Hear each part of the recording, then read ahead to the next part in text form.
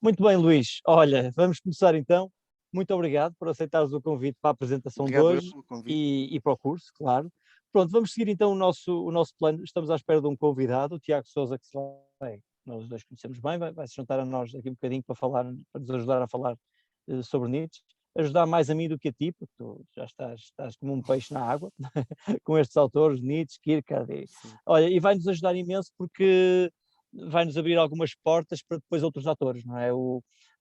Mas pronto, vamos falar isso hoje na apresentação e depois seguramente no curso. Portanto, quando eu pensei em alguém para apresentar alguns filósofos modernos, da filosofia moderna, pensei logo em tipo ao Nietzsche e depois daqui para a frente para o Kierkegaard e talvez o Schopenhauer, não sei, eu acho que Ah, mexe bem nesses autores sim. todos, não é? Olha, vou passar aqui os olhos só pelo curso e depois Uhum. lá também está a tua apresentação, muito breve. Pronto, eu vou voltar um bocadinho atrás, que há muitas pessoas que não conhecem a Academia do Diálogo. Eu vou à página inicial, Uhum. ok? Ok. Gosto de dar estes passos porque há pessoas que não, que ainda não conseguem encontrar bem os cursos. Pronto, esta é a página inicial da Academia do Diálogo.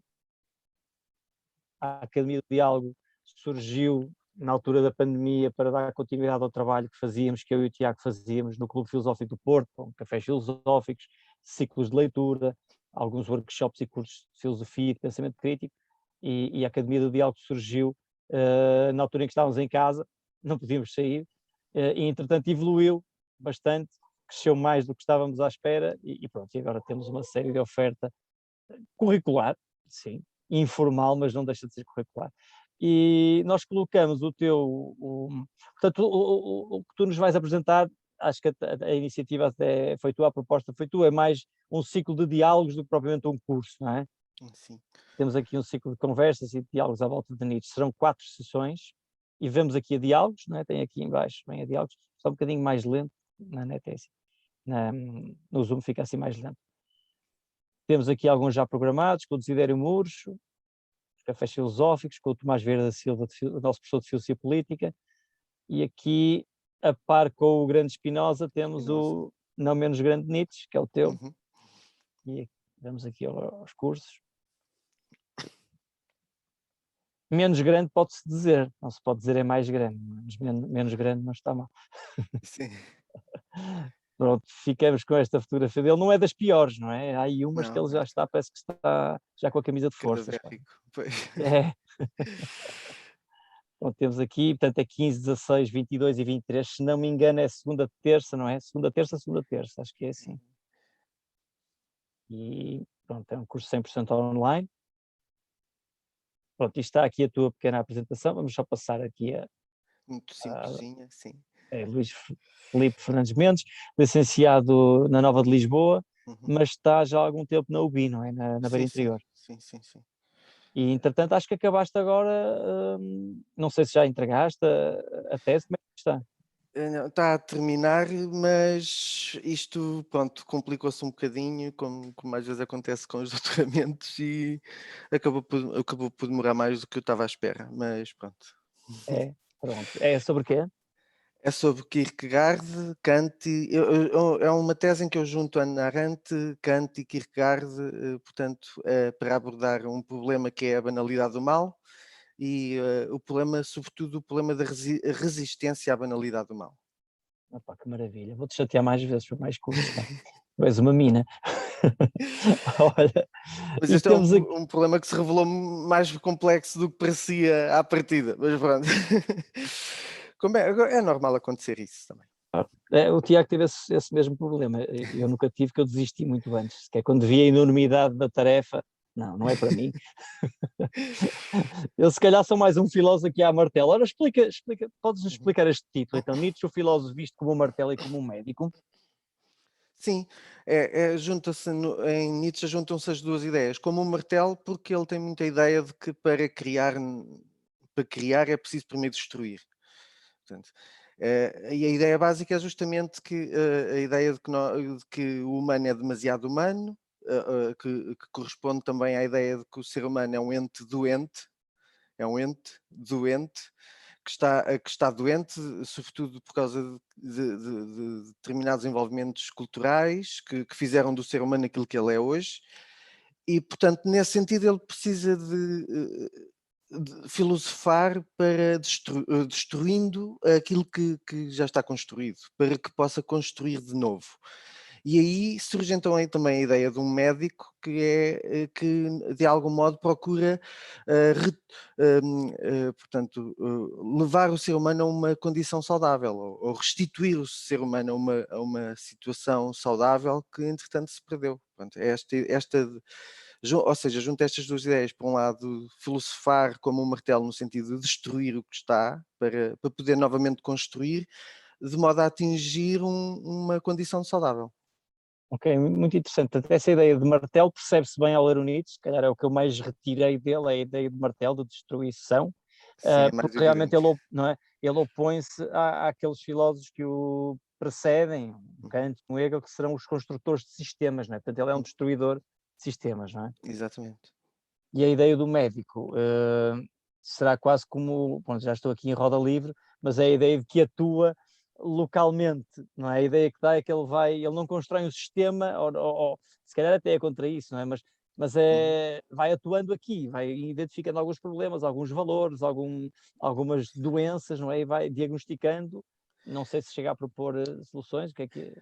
Sim, ele chegará a propor algumas soluções, mas quer dizer, mas é muito isso a ideia que estavas a dizer, de atuar tipo como no sentido médico, lá está, dos gregos, de atuar sim, ou seja, não haver uma solução propriamente universal, não é? Mas haver sim uma atuação sobre características específicas, ou seja, não há, é aquela ideia que também já se tornou quase um provérbio, de não haver doenças, mas doentes, não é? De atuar localmente, como tu estavas a dizer, exatamente, de abordar cada problema, cada situação, portanto, sim, o Nietzsche não o vejo como um construtor de sistemas. Sim. Sim, pois, boa, boa, boa. Ok, acho que já vamos mais à frente, vamos se calhar aprofundar um bocadinho mais isso. Passar Uhum. só os olhos aqui então pela tua estrutura que propuseste. Portanto, introdução e enquadramento, Sim, assim, levantando um bocadinho o véu, como é que vais sim. enquadrar Nietzsche? Como é que enquadras Nietzsche? Sim, a minha ideia aqui no enquadramento é um pouco apresentar Nietzsche face um pouco à tradição. Não sei se pode dizer que existe uma tradição na qual ele se integre, no sentido, por exemplo, em que nós podemos dizer que existe uma tradição, por exemplo, cartesiana, ou, portanto, não me parece que Nietzsche seja tanto um filósofo de se integrar numa tradição em que nós possamos dizer que ele está homogeneamente enquadrado no meio de outros que são semelhantes a ele. Ou seja, não sei se me estou a fazer entender. Nesse sentido, não me parece que ele pertença, que ele constitua parte de uma tradição, pelo menos bem definida, mas de facto ele surge num momento da história, a seguir a outros, não é? E nesse sentido ele reage e ele também é a continuidade de algumas ideias que estavam a surgir, não é?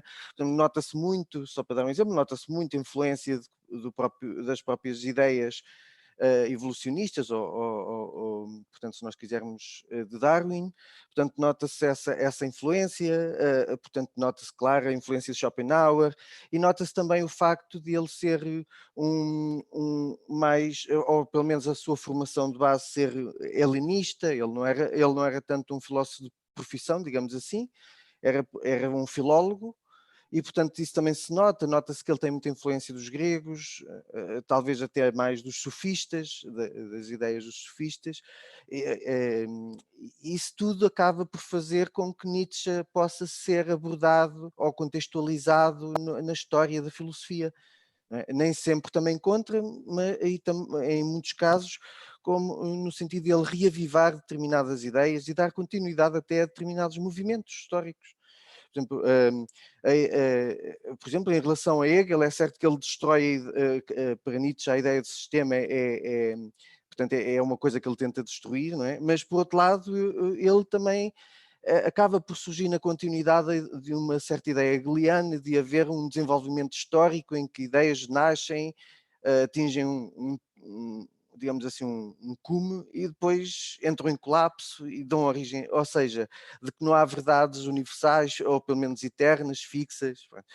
E nesse sentido ele acaba também por se integrar numa história e era isso que eu tentava, portanto, pretendia enquadrá-lo nesse sentido. É do que eu, já, como te disse antes de começarmos a gravar, eu estou muito enferrujado com Nietzsche, prometo que vou tentar pôr a par para acompanhar o. Mas foi um filósofo que sempre me interessou muito e me apaixonou, exatamente não pelo sistema, mas por aquilo que ele me fazia sentir quando lia. Quando eu lia Nietzsche, parecia que ele me estava a empurrar para eu próprio ser filósofo. Enquanto quando leio outros filósofos, estão-me a empurrar para eu perceber o que é que esses filósofos disseram.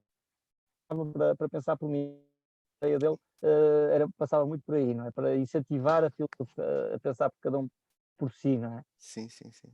E pronto, e esta, para encontrá-lo na tradição, ok, ele é filho de Kant, atenção, não vamos achar que ele é filho de Kant,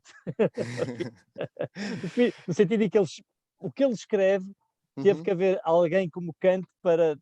construir um determinado sistema que ele, num certo sentido, corrobora, não é? A ideia de fenómeno e número, não sei se ele usa esses termos, mas pelo menos a ideia de um mundo aparente, em que nós não conseguimos atingir o mundo objetivo ou o mundo real, que seja o mundo numénico, eu parece-me que Nietzsche aceita esse pressuposto, ou não? Pois, esse é um assunto até bastante complexo, porque, por um lado, sim, não é? Por um lado, ele surge justamente aí, então, sim, como um filho de Kant, nesse sentido de distinguir o fenómeno, que no fundo é a única coisa a que nós teremos acesso, e então de um númeno que basicamente é um pressuposto. Não é? O númeno é basicamente aquilo que se pressupõe como coisa em si, que seria, digamos assim, a origem do fenómeno, ou que pelo menos seria o correspondente do fenómeno, mas não deixa de ser um pressuposto. Depois, por outro lado, nesse sentido, ele também será um filho de Kant, até por intermédia posição, digamos assim, de Schopenhauer, no sentido em que em Schopenhauer, então, aí o número ou a coisa em si seria a vontade, não é? Que para Nietzsche é a vontade de poder, e depois o fenómeno, que são as diversas manifestações que isso pode ter, quer no indivíduo, quer na história. Mas, por outro lado, Nietzsche também parece até mesmo destruir essa oposição, no sentido em que ele, à partida, destruindo a ideia de que existe uma verdade como tal, Uhum. também destrói a ideia de que existe uma oposição entre fenómeno e númeno, ou seja, a manutenção da ideia de um pressuposto, ou a manutenção do pressuposto do númeno, não é? Também cai por terra a partir do momento em que se destrói a ideia de que há verdades. Porque então, ou seja, a conotação pejorativa, digamos assim, da ideia da noção de ficção ou aparência, deixa de ter validade. Porque a Uhum. partir do momento em que nós dizemos que só existem perspectivas, só existe fenómeno, só existe aparência, a aparência deixa de estar categorizada como sempre a aparência teve, no sentido de ser qualquer coisa menor. Não, porque passa a ser a única coisa a que se tem acesso, a única coisa que existe. E então, ou seja, de algum modo, ele até acaba por também destruir essa oposição entre fenómeno e númeno, na medida em que, para Nietzsche, o que existe é perspectivas. Perspectivas do indivíduo, Sim. históricas, mas portanto deixa de ter aquela conotação que justamente aponta para essa diferença entre fenómeno e númeno. Não sei se fui claro. Eu acho que sim, olha, está aqui um Sim. kantiano de entrada, Tiago, e eu vou tentar fazer uma breve síntese, não porque acho que Boa faça noite. melhor que tu, mas para eu me Sim, sim. localizar. Tiago, se eu tiver a dizer algum disparate, carrega aí na campainha vermelha, está bem? E Está sou bem, todos os já. alarmes. E assim também pode já entrar na conversa aqui com o Luís. Estávamos Está bem. apelidamos o Nietzsche de filho de Kant. Sim, não sei o que é que o Kant andou a fazer. Ele era não consta que ele tenha tido muitas aventuras, portanto não será um Pois não. filho, não, Bom, acho que não será um filho biológico, mas pelo menos intelectual, no sentido em que necessitou de Kant para desenvolver as suas ideias, ou seja, eu propus, lancei ao Luís a noção do número e do fenómeno Uhum. kantiano, ou seja, a diferença entre o mundo em si e aquilo que nós podemos conhecer, que é o mundo das aparências, das experiências que aparecem ao nosso entendimento, ao nosso espírito, mas parece-me que o que o Luís disse aqui é que, corrijo se eu estou errado, Luís, quanto para Kant era necessário postular a existência desse mundo em si, para o Nietzsche não. Só há o mundo da aparência e das várias aparências. Enquanto Kant, se calhar, encontrava alguma objetividade na aparência, pela universalidade das nossas estruturas experienciais, não é? Das nossas mentais. O Nietzsche não. Dizia que não pode haver uma objetividade, não é um conhecimento. É tudo uma questão de perspectivas. Ok. Acho que... Eu perdi só um bocadinho da última. Não sei se fui só eu, não consegui ouvir a última parte, mas. A ideia era do género, se para Kant ainda o conhecimento objetivo estava salvaguardado, porque poderíamos ter um conhecimento objetivo do fenómeno, daquilo que nos aparece, para Nietzsche nem isso, não é? É tudo uma questão de perspectivas, não há conhecimento objetivo em si, não existe verdade objetiva, é por aqui, não é? Sim. Penso que sim. Pelo menos essa é a minha posição. Boa. Sim, é assim que eu vejo Nietzsche. Eu penso que ele destrói essa ideia de que ainda há uma referência objetiva nas nossas representações. Pronto, depois na segunda sessão vais tratar ali da questão da genealogia, depois vais poder explorar um bocadinho isso, não é? Que será uma genealogia, digamos assim, é uma forma de trabalhar, não é? Do Nietzsche, parece-me. É um método. Método. Sim. Uma escavação. É também uma arqueologia, que também acho que, que depende muito da influência que Darwin acabou por ter, na ideia de que é possível ir buscar a origem. Uma ideia que nós temos hoje de bem pode ter uma origem numa coisa completamente diferente e ter um objetivo completamente diferente na sua origem. Mais à frente eu vou-te puxar aí por essa questão dos valores, que acho que é um conceito importante, e se calhar vamos voltar à genealogia. Depois, na terceira sessão, o Humano Demasiado Humano, que é o título de um dos livros do Nietzsche, não é? Sim, exatamente. É um título que aponta justamente para aquilo que eu tinha dito há pouco, de apresentar o ser humano como um ente doente, pelo menos no seu modo atual. Ok. E na quarta sessão, a transmutação de todos os valores e o super-homem, não é? O sobre-humano. Pois, que essas duas ideias acabam por se religar. O super-homem ou o sobre-humano é, digamos, a ideia de um sujeito que consegue transcender justamente os valores que estão estabelecidos neste momento, não é? E, portanto, criar novos, destruindo os velhos. E é nesta ideia, ou na ligação destas duas ideias, que me parece que está, por um lado, a essência muito criativa de Nietzsche e, por outro lado, também muito perigosa. Olha, e no fim temos o certificado. Isso aí está ali já. Certificado no final, as pessoas podem pendurar em cima da lareira. Olha, eu acho que estou muito motivado para este curso. O Nietzsche é um filósofo motivador, lá está, que puxa por nós. Não, para quem está muitas vezes habituado a uma abordagem mais analítica, não é? Mais limpa. Nietzsche vai aqui baralhar. Eu tenho aqui 2 ou 3 pontos que gostava de aprofundar contigo um bocadinho. Disso vamos, se calhar, podes-nos falar um bocadinho como é que ele faz? Como é que ele faz? Ou seja, ele não se senta a apresentar silogismos, pois não? Pelo menos este livro, O Humano Demasiado Humano, não me lembro bem como é que é, mas está no Zaratustra, por exemplo, aquilo parece um poema com uma série de aforismos e uma caricatura da Bíblia, não é? Como é que ele faz filosofia? Desculpa, só... Posso só apontar uma coisa? Claro. A primeira sessão é sobre o perspectivismo de Nietzsche, é isso? Não, está ali introdução e enquadramento. É um A primeira enquadramento. sessão é... ok, está bem. Eu só gostava de saber se... Portanto, é que eu estou aqui com alguns problemas em ouvir às vezes algumas coisas. Não sei se será só do meu sistema ou se sou eu que estou... Pode ser a internet. Pode ser a internet. Eu vou tentar repetir. A minha Eu pergunta percebi é... que era a ver com qualquer coisa, como é que aquele filósofo no Zaratustra, se é por aforismos, foi isso? Não, que tipo de filósofo é que ele é? Porque ele não se sente a apresentar argumentos, não é? Como é que ele faz filosofia, não é? Pois, os livros dele também são, eu tenho aqui, portanto, há aqueles que estão editados na Relógio d'Água, não é? Que são, portanto, se calhar os mais conhecidos, não é? E também na Guimarães Editores, que são assim, não estou a fazer comércio nem nada, é só mesmo para publicitar a obra de Nietzsche, mas eu não tenho nada, pronto.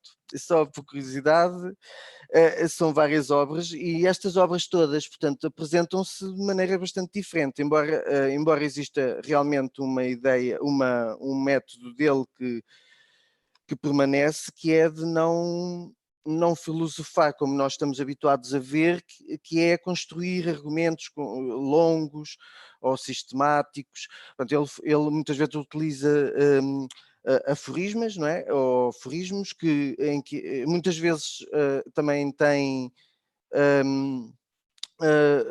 também tem obras mais bem estruturadas. Por exemplo, se nós falarmos da primeira, quer dizer, de uma das primeiras, que foi o Nascimento da Tragédia, como está traduzido, aí ele apresenta um pensamento mais sistemático, mas ele, por regra, não é um filósofo sistemático, é um filósofo que tem frases fortes, que justamente não apresenta todo o desenvolvimento do seu argumento, é mais por entimemas, ou seja, há, muitas vezes há premissas que não estão esclarecidas e nesse sentido ele envolve muito o leitor, ele obriga-nos a que sejamos nós a fazer um grande trabalho de preenchimento desses argumentos, porque ele não mete lá tudo escarapachado, digamos assim, à partida, e nós às vezes, para percebermos o que ele está a dizer, já temos que fazer um grande esforço. Isso também tem os seus riscos, porque, como é evidente, depois podem surgir vários Nietzsches, não é? Porque depois depende muito do leitor, não é? Não sei se É quase como um poeta, não é? É quase sim, como uma filosofia poética que ele nos apresenta, não é? tem algumas dessas características no sentido de que depois há muitos Nietzsches, não é? Porque como nós temos que fazer um grande trabalho como leitores para tentar perceber o que ele está a dizer, o que é que está oculto, quais são as premissas que faltam, é possível que eu preencha de uma maneira e outro preencha de outro. Mas também há sempre a questão de saber se isso não é assim sempre, não é? Se é possível evitar que isso seja assim, mesmo com autores que aparentemente são completamente distintos, como por exemplo Kant, por exemplo na Crítica da Razão Pura nós temos ali aparentemente tudo esclarecido ou tudo, digamos assim, posto às claras. Agora, a questão é se alguma vez é possível que, do ponto de vista do leitor, a interpretação não esteja aberta, não é? Não sei se me estou a fazer entender, porque como o próprio Kant dizia, não é? Em relação à faculdade de julgar determinante, não há regras para ela, ou seja, não há uma forma de fixar uma interpretação de um argumento ou de uma regra ou de uma lei, porque ela depende sempre da aplicação concreta que o sujeito faz. Isto é o próprio Kant que diz, portanto, em relação à faculdade de julgar determinante. E por isso é certo que Nietzsche, ao não fazer um trabalho tão sistemático, talvez esteja mais aberto à interpretação, mas também há sempre a questão de saber se é possível fugir a isso. Ou seja, se ele, tendo em conta aquilo que defendia, que é verdade, é uma perspectiva, ele provavelmente não fazia sentido que abordasse só de uma perspectiva, não é? Sim, Portanto, o até facto de ele abordar metaforicamente, imageticamente, argumentativamente noutros sítios, se calhar é congruente com aquilo que ele próprio defendia acerca do que é verdade e o nosso conhecimento e assim. e até com outro fator, que é a partir do momento em que está lá tudo posto e o sujeito não tem que fazer nenhum esforço da sua parte, ou pelo menos assim se pressupõe, se isso envolve o sujeito, ou se isso se torna para o sujeito apenas uma coisa que ele tem que aprender, mas que não tem depois impacto nenhum nele.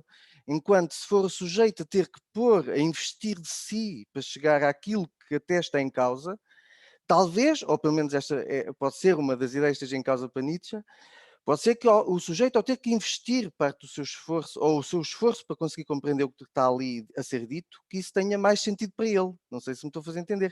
O que é diferente de eu ler a Crítica da Razão Pura, com os argumentos ali todos expostos de um ponto de vista mais seco, mais árido, e aquilo para mim torna-se apenas um conteúdo que eu decoro para depois, não sei se me estou a fazer entender, portanto, neste sentido de talvez Nietzsche pretendesse evitar que os conteúdos que ele apresenta fossem apenas objetivos e que passassem à subjetividade.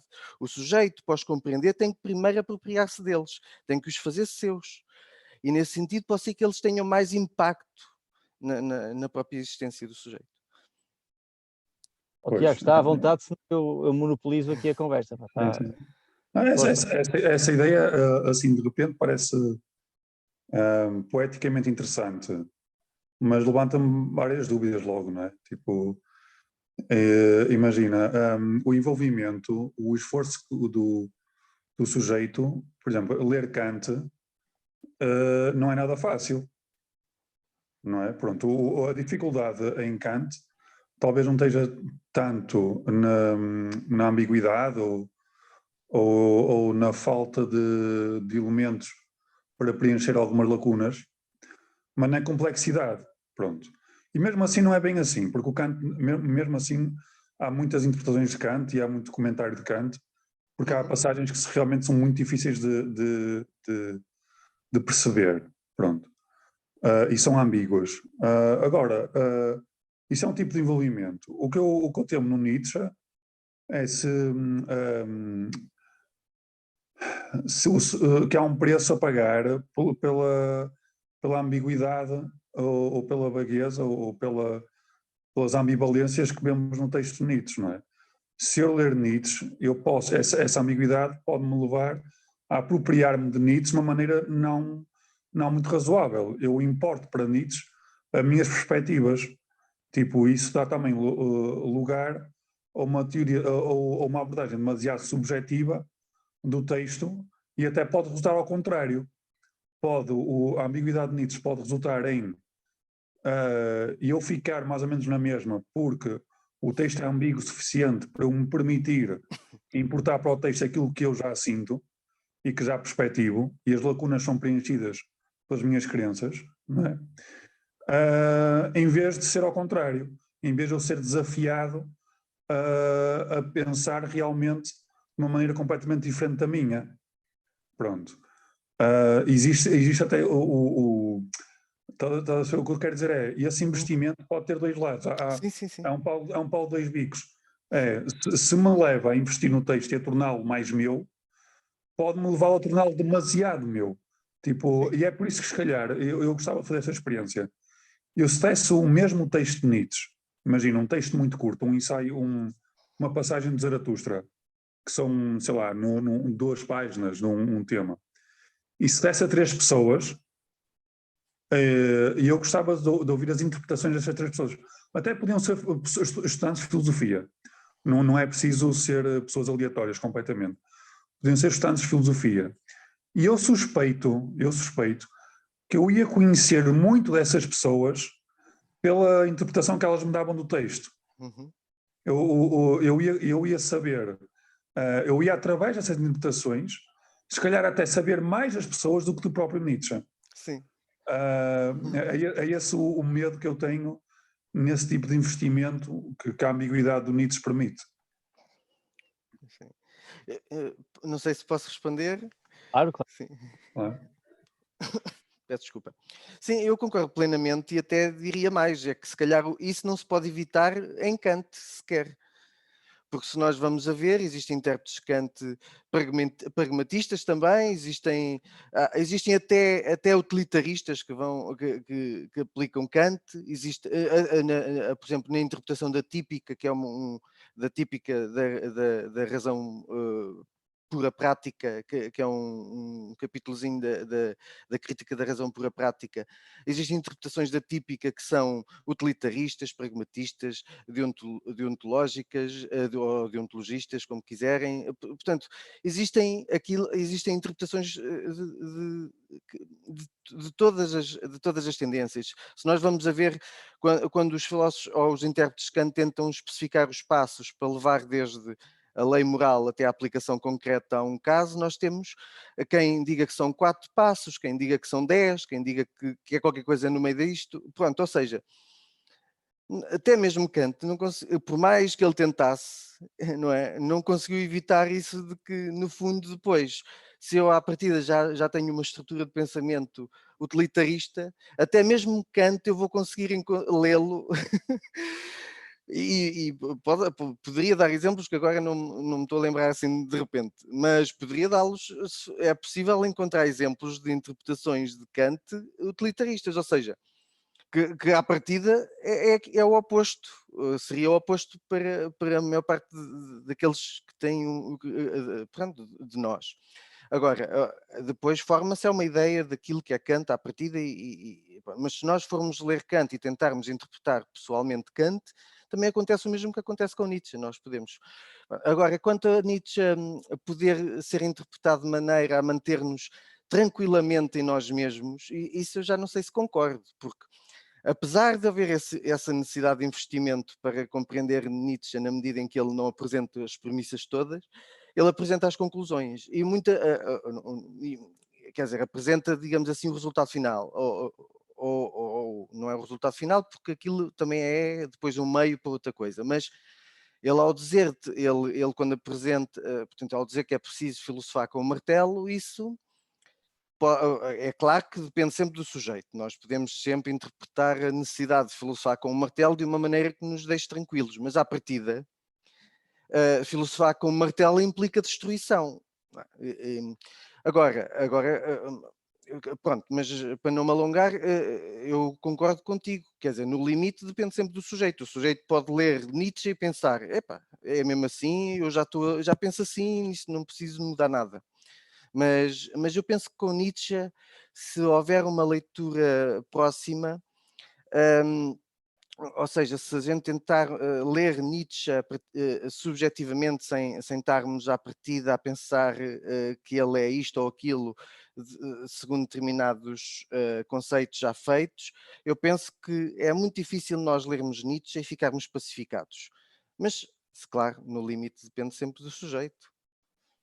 O que me parece é que se dessemos a Kant uma varinha de condão em que ele era capaz de explicar a toda a gente e tornar claro a toda a gente aquilo que ele queria dizer, ele se calhar aceitava a varinha de condão, ficava contente.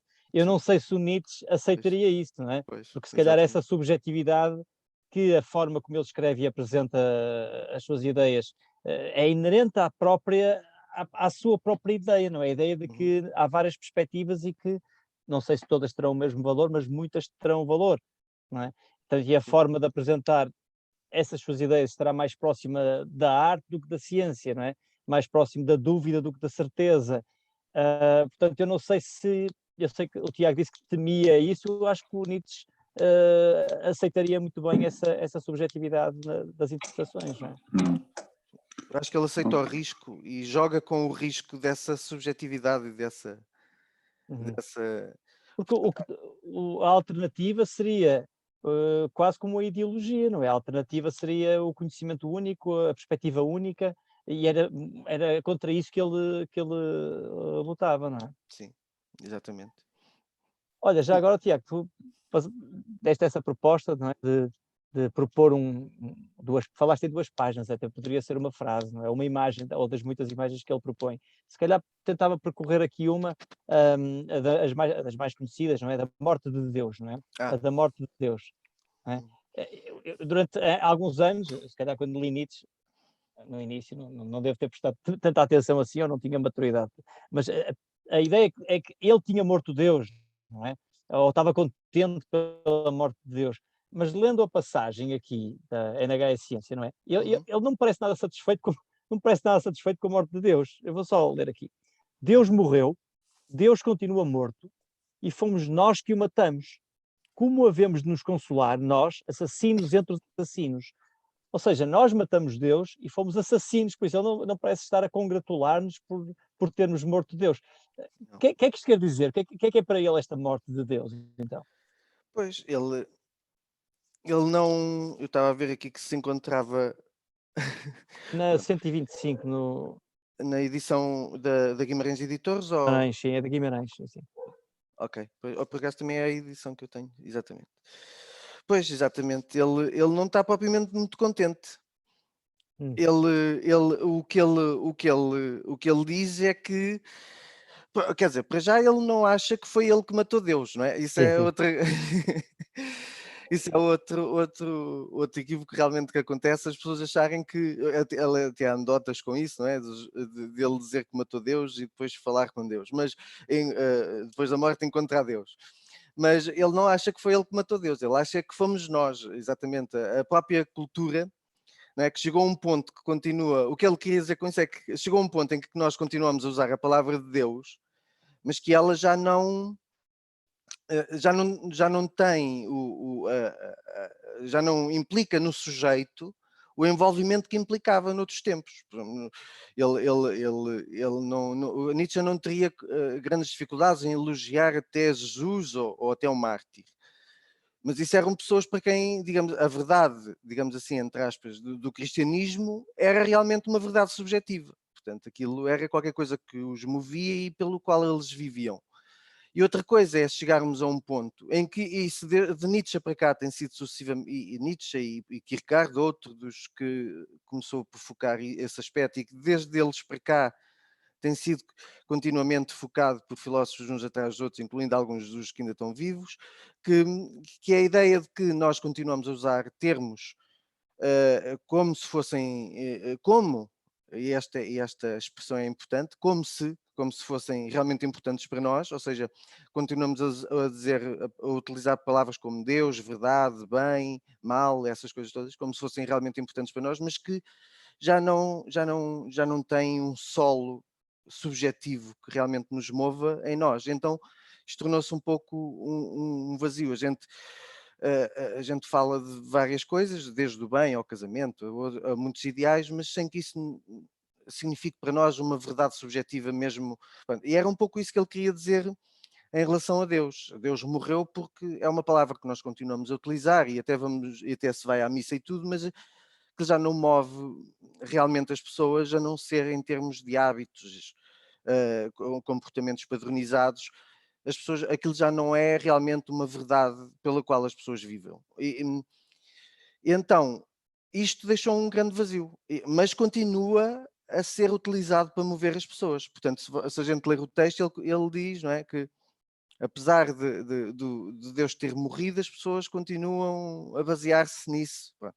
Mas é um basear-se sem entusiasmo, sem paixão, não é? As pessoas agem um pouco como por hábito, por manutenção de uma coisa que já está morta. É um pouco a ideia de um cadáver que ainda não se descobriu como tal. Mas ele também ele não está contente com isso. Agora, o problema que ele encontra e o que fazer para restituir à vida a sua vida. Ou seja, que a pessoa esteja na vida não apenas por o embalo de um hábito que foi criado, por nós continuarmos a usar palavras que já não nos dizem nada, portanto, mas fazer com que a vida volte a ter sentido para as pessoas. Não sei se... Ou Portanto, seja, havia Deus, a palavra de Deus representa toda uma estrutura metafísica, uma série de crenças que sim, já não têm fundamento, não é? sim, Porque para Deus nós, morreu. sim, Uhum. Mas sim, nós continuamos a usá-la, portanto estamos a usá-la no vazio. Estamos exato, piores do que estávamos antes, não é? Porque antes exato, ainda acreditávamos em alguma coisa que dava sustentação a essa nossa maneira de estar e aos nossos hábitos, a nossa forma de falar. E de considerar coisas boas, coisas más, verdades objetivas, por aí fora. Agora, já não acreditamos nisso, Deus morreu, nós matamos Deus, e, mas continuamos a usar essa estrutura, ou seja, parece que tiramos a base, sim, que já não era sólida, dessa estrutura, não é? exatamente. É uma coisa, é oca, é como se a vida se mantivesse apenas na estrutura do hábito.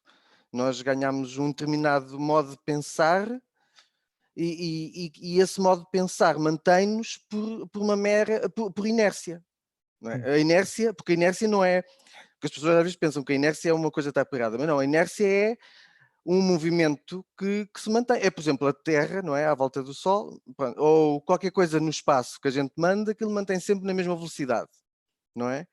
E é isto a inércia. Pronto, um corpo que ganhou uma velocidade e que agora mantém essa velocidade por si mesmo, pronto, sem alteração. Ou seja, o sujeito tem um desenvolvimento que é um desenvolvimento tipo planta, não é?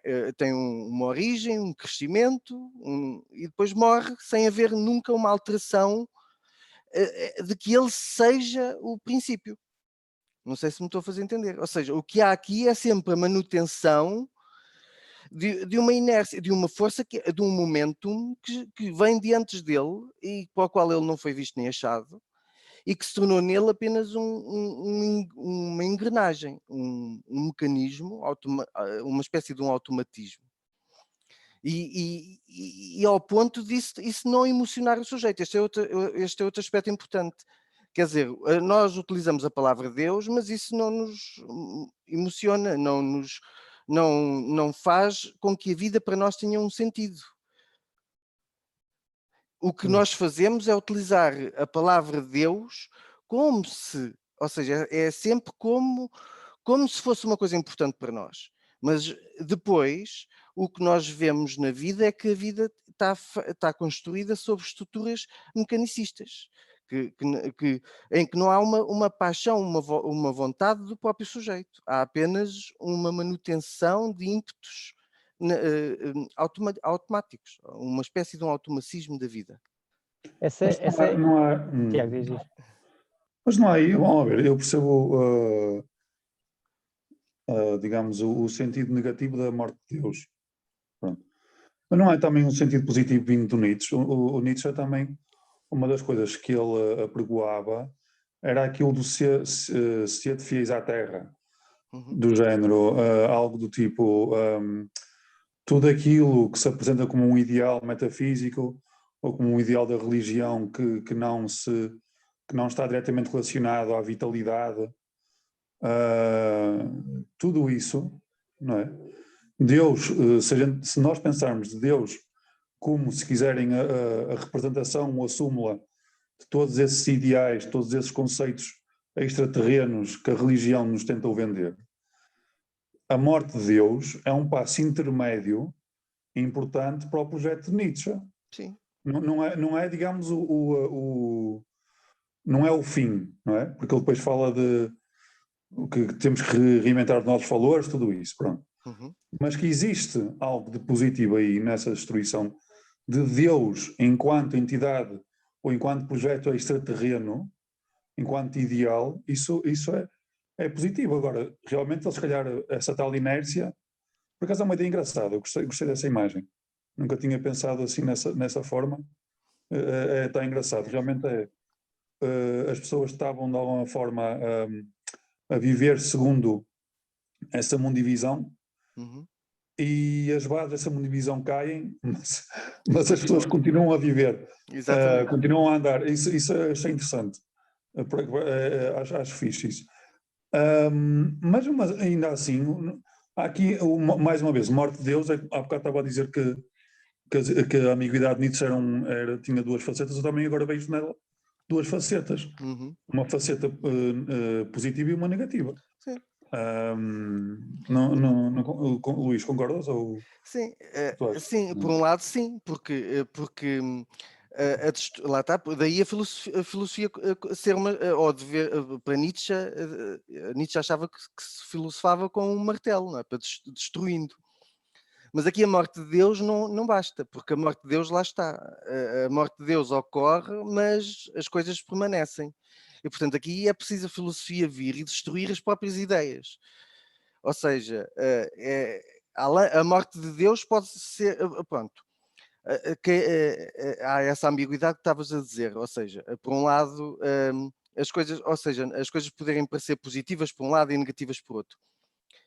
Nietzsche acha que, portanto, não é a ideia de que, por exemplo, o que Nietzsche critica não é tanto, por exemplo, pessoas como Jesus, não é? Ou como Maomé, que num certo momento criam um ideal, não é? Não é tanto isso que ele critica. Ele critica depois justamente a manutenção sem vitalidade de uma ideia. E por outro lado outra coisa, que é uma ideia que teve uma determinada origem e que na sua origem teve, digamos assim, a sua origem justificada por um determinado contexto a que veio dar resposta, não é? E depois a preservação dessa ideia, ou seja, há um mecanismo de esquecimento em que o sujeito, ou, neste caso o sujeito aqui não é o indivíduo, mas a humanidade, portanto a cultura, os seres humanos em geral, esquecem a origem daquela ideia, esquecem em primeiro lugar que teve uma origem, ou seja, que foi uma coisa criada, não é? Esquece que aquela ideia teve uma origem, foi uma criação do ser humano e, portanto, passa a receber a determinação de ser uma verdade. E depois esquece a própria origem, não é? O sítio em que aquela ideia teve a sua origem, portanto, o contexto histórico. E então aquilo que se converteu numa verdade, que foi uma ideia criada e que se converteu numa verdade, passa a valer em circunstâncias que já não têm nada a ver com o contexto em que ela deu origem. Em que no sítio, na origem, no contexto em que teve a sua origem, até se podia justificar aquela ideia, não é? Mas depois o problema é que, como nós esquecemos a própria origem e o processo que deu origem àquela ideia, e continuamos a aplicar aquela ideia como se fosse uma verdade, ela acaba por se aplicar até mesmo em contextos em que acaba por ter um efeito mais destrutivo, não é? Do que benéfico. E é isso que está muito em causa para Nietzsche, por exemplo, no cristianismo, até mesmo nas ideias socrático-platónicas, portanto, ideias que se mantêm, que são aplicadas, que se tornam estruturas de pensamento e que nós aplicamos de tal maneira que, portanto, sem ter consciência de que são criações nossas, e que as aplicamos como se elas tivessem uma validade absoluta à partida, e, portanto, aplicamos-las mesmo quando elas acabam por ser destrutivas. E daí que tenha um efeito destrutivo a longo prazo. E, portanto, daí que seja necessário destruir essas ideias, não é? Embora Nietzsche não critique propriamente, portanto, o que está Nietzsche a criticar não é a ideia de criar ideias, não é? O que Nietzsche está a criticar é, por um lado, o processo que leva a que uma ideia, que é uma criação humana, se transforme numa verdade que à partida, que nós consideramos que é uma verdade, digamos assim, fixa, e depois o facto de essa verdade se tornar prejudicial para nós. Não é? É muito. Ele avalia depois os nossos valores, tendo em atenção se eles estão a dar resposta a necessidades vitais, se eles estão a manter-nos sujeitos saudáveis, ou se pelo contrário, nos estão a retirar vitalidade e até a destruir. Ele acha que a ciência como nós a temos, baseada numa determinada ideia de conhecimento fixo e eterno, não é? E que está associada à própria religião, acaba por ser mais prejudicial do que benéfico, não é? Ou seja, então, a morte de Deus, para Nietzsche, acaba por ser uma coisa positiva. Uma coisa positiva se realmente se destruir e que nós deixemos, porque o que acontece, segundo Nietzsche, é que nós já não acreditamos em Deus, mas a ideia de Deus mantém-se subrepticiamente a orientar-nos ao modo hábito e, portanto, nós retiramos o fundamento, mas continuamos a acreditar, por exemplo, na estrutura da moralidade. Continuamos a achar que, por exemplo, então, mesmo sem Deus, que era o fundamento da moralidade, continua a haver uma verdadeira distinção entre bem e mal. Isto é apenas um exemplo, ou seja, nós sem Deus, Deus antes era o fundamento da distinção entre bem e mal. Nós já não acreditamos em Deus, por exemplo, mas então continuamos a acreditar que há uma distinção entre bem e mal. Ficamos insatisfeitos com isto e o que é que fazemos? Procuramos uma justificação para a nossa distinção de bem e mal. Estão a ver, o que Nietzsche diz é que, bem, há aqui um problema. Nós tínhamos um fundamento para uma coisa, perdemos o fundamento, mas não largámos essa coisa. O que nós fazemos agora é uma falcatrua, que é procuramos então novos fundamentos. Não sei se me estou a fazer entender. Eu acho que o perigo de ler Nietzsche é quando lemos Nietzsche e não somos como Nietzsche. Ou seja, alguém que usa o martelo de Nietzsche, mas depois vai erigir outra certeza, ou vai erigir outro bloco, ou outra ideologia, está a fazer exatamente o contrário do que Nietzsche nos dizia, nos pedia, não é? Portanto, ele quando faz aquela genealogia que estavas agora a falar, não é? Ir atrás a ver como é que os valores apareceram, tudo bem, ele destrói esses valores, ou o significado que damos, ou o valor, melhor dito, que atribuímos a um determinado valor. Mas não está a dizer para nos agarrarmos ao contravalor como se fosse a nova certeza ou o novo ídolo, não é? Portanto, ele está sempre a destruir. Por baixo da pedra que ele destrói há algo dinâmico. Eu acho que essa ambivalência que há pouco estávamos a atribuir como uma coisa negativa, é algo que ele se agarra, é algo positivo. Por baixo da pedra que ele destrói com o martelo, está algo vivo, algo fluido, algo dinâmico. Não é? Acho que é isso que ele nos quer mostrar, até pela forma como faz filosofia. Mas nós não estamos preparados para isso.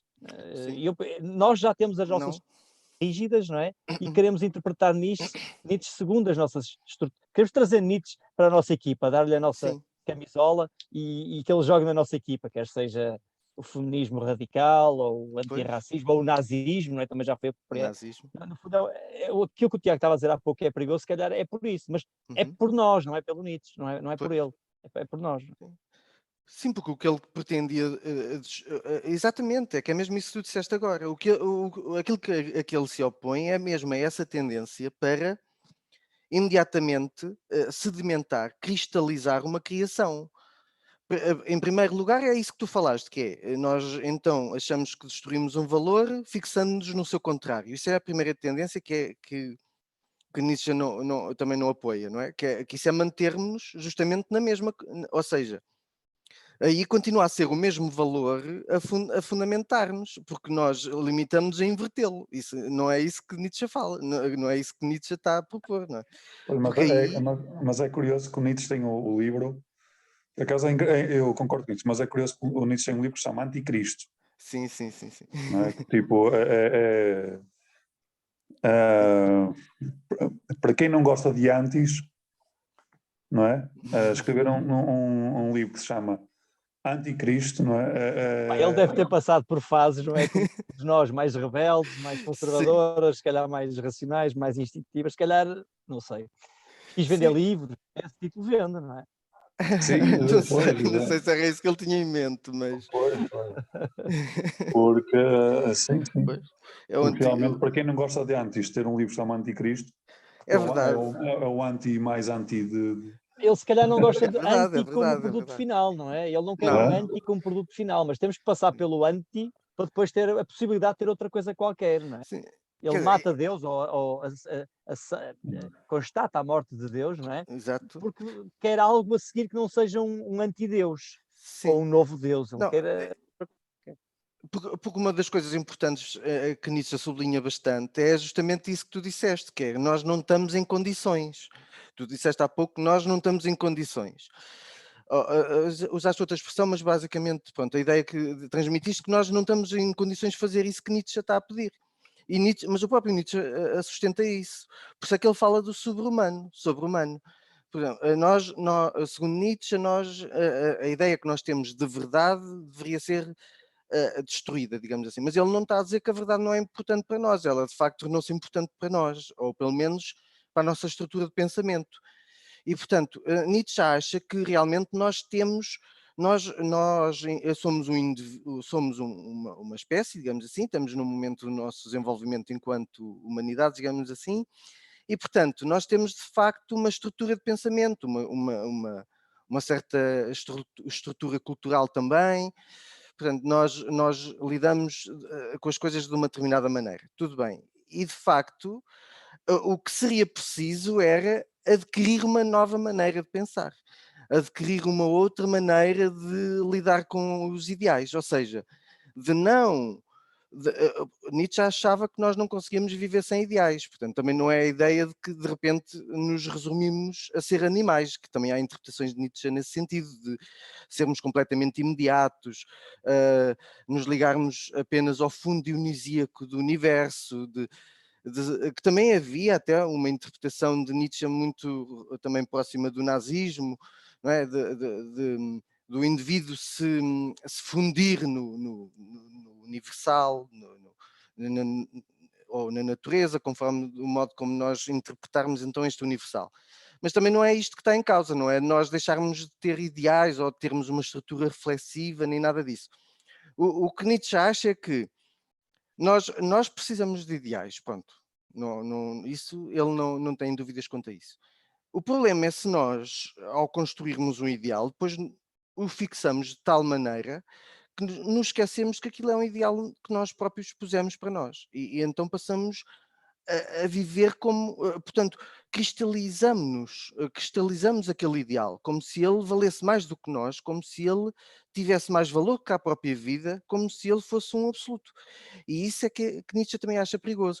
E isto é tão perigoso, pode ser tão perigoso, quer com um ideal à partida benéfico como o amor cristão, como com um ideal como o nazista, como o nazi. Portanto, este processo de cristalização dos ideais é inerentemente perigoso também. Pois, se calhar Sim. não seria melhor substituir a palavra ideais por ideias, simplesmente. Ideias, sim. Temos ideias acerca se quiserem, do florescimento humano. Sim. Pronto, mas não temos ideais, porque a palavra ideal já traz consigo algo de, acho eu, de não nietzscheano, não sei. Ideal, algo que se apresenta como um contraponto ao real, não é? O ideal, tipo Não uma é nesse espécie de sentido. farol utópico, não é? Sim, sim, Se sim. calhar é melhor Não, falarmos de ideias. Pronto, sim, ideias. temos ideias, temos concepções, temos Sim, sim, perspectivas, sim. não é? Digo, eu não sei, porque se calhar é Sim, uma palavra enganosa, pode digo eu. substituir. Sim, a ideia, a noção de ideal aqui não deve remeter para uma coisa que seja verdadeira. A ideia de por isso a palavra ideia talvez seja realmente melhor, porque o que está em causa aqui no ideal é qualquer coisa para a qual é um fim que nós pomos para nós próprios, não é? Mas que daí não deriva que seja uma verdade. Portanto, e então, é daí a grande dificuldade que existe para o ser humano como ele é, que é como é que o ser humano conseguirá mover-se por um ideal, ou então por uma ideia, que ele sabe à partida que é uma criação sua, não é? Ou seja, o processo natural de funcionamento do ser humano é o seguinte: ele constrói um ideal ou uma ideia para si e depois esquece o processo de construção desse ideal. E na medida em que esquece o processo de construção, esse ideal torna-se motivação para ele, não é? Porque ele pensa que é mesmo, porque é uma coisa real, verdadeira, que, que não é o ser humano que constrói, mas é qualquer coisa que escolhe o ser humano. Digamos assim, digamos que se inverte, o real passa a ser o ideal e o ser humano passa a ser qualquer coisa que se guia e que se molda, portanto, passa a ser, não é? É como, por exemplo, Deus, não é? E o ser humano fazer-se à imagem de Deus. A criação inicial foi a ideia de Deus, mas depois o ser humano faz de si uma criação que se molda por essa ideia tida por verdadeira. E isto é assim, digamos assim, que é assim o modo como o ser humano funciona. Agora, a ideia do sobre-humano é outra. Não é? A ideia do sobre-humano é o sujeito criar um ideal, não é? Viver por esse ideal, mas sem perder a consciência de que é uma criação sua. Sem perder a consciência, sem esquecer que se trata de qualquer coisa que ele cria para a sua vida. Não é? Tem uma função vital, não é qualquer coisa que está ali e que, mesmo que seja destrutivo, porque lá está, a verdade é a verdade, quer seja construtiva, quer seja destrutiva, não é? Portanto, há verdades que são más, verdades que são boas. E aqui a ideia é o sobre-humano seria capaz de construir as suas ideias, viver por elas, sem esquecer que são criações suas e, portanto, sem as cristalizar. Isso também tem muito também envolve outras coisas, por exemplo, implica que não se queira impor a ideia aos outros, daí que o nazismo seja uma deturpação clara das palavras de Nietzsche, porque o nazismo parte do pressuposto ou pretende à partida impor uma ideia a toda a gente e, portanto, fixar uma ideia pela qual o ser humano deve ser modelado, não é? Se quisermos então a ideia do homem perfeito ou do homem ariano e depois modelar a espécie humana por esse ideal.